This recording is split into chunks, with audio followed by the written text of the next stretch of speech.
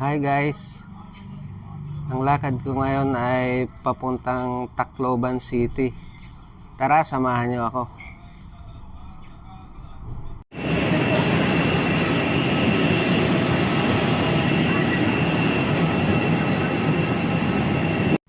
Ayan guys, papunta na tayo sa MacArthur. Bibisita tayo sa MacArthur.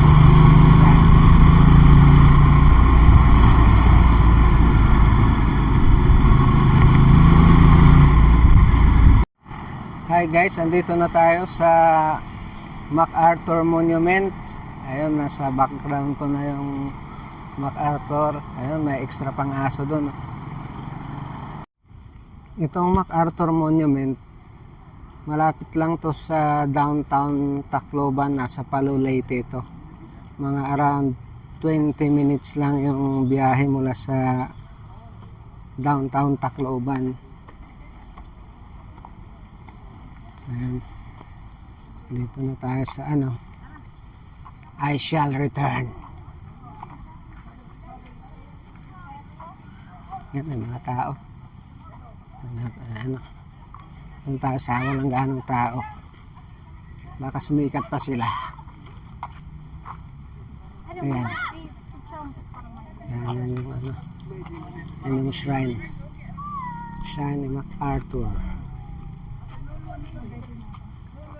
Tapos tingnan natin tabing dagat.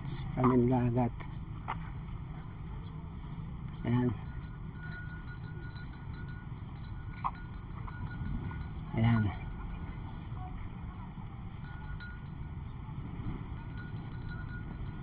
Yung tabing dagat dyan.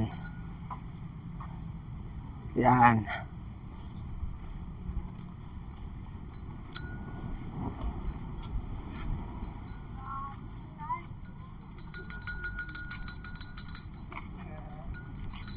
Oh, maalon. Laki ng alon ah.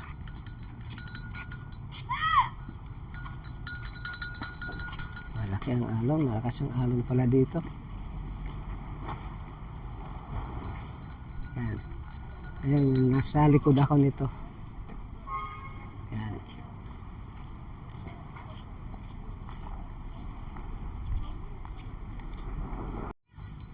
Ayan, yung dagat na yan, Leyte Gulf yan.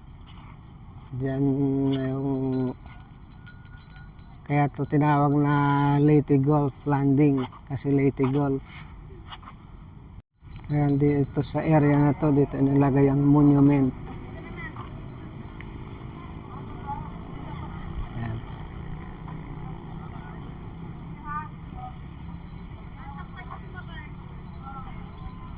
I shall return.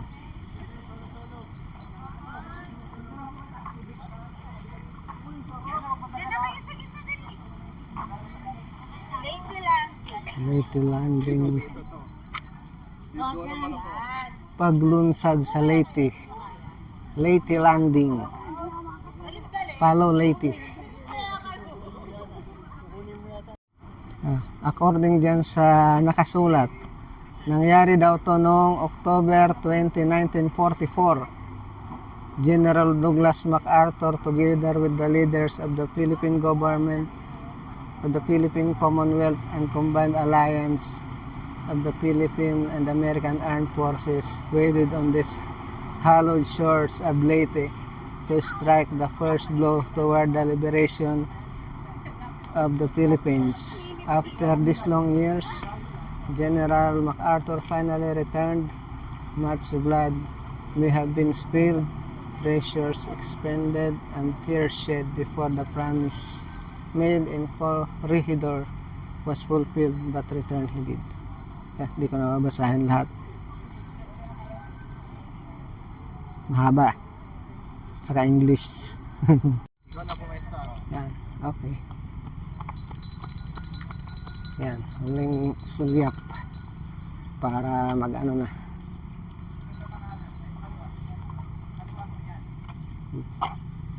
Okay, MacArthur. I shall return.